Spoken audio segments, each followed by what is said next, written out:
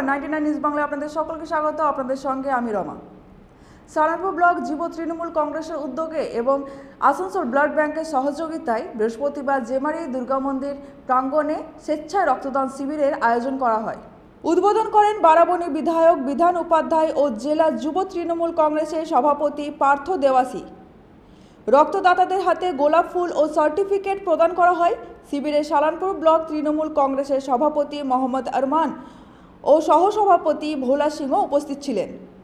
সবসময় যেটা বলে, মানুষের সাথে মানুষের পাশে। আমরা যে শুধুমাত্র বিভিন্ন সামাজিক পরিষেবা দিই তা কিন্তু নয়, আমরা মানুষের সাথেও মানুষের পাশেও সুখে দুঃখে সবসময় যখন দরকার পড়ে তখনই পৌঁছে যায়। তো সেরূপে একটা রক্তদান শিবির তৃণমূল যুব কংগ্রেসের পক্ষ থেকে আয়োজন করা হয়েছে। অনুরোধ করছি বিধানকে বরণ করার জন্য। আসানসোল থেকে সঞ্জয় যাদবের রিপোর্ট, 99 নিউজ বাংলা।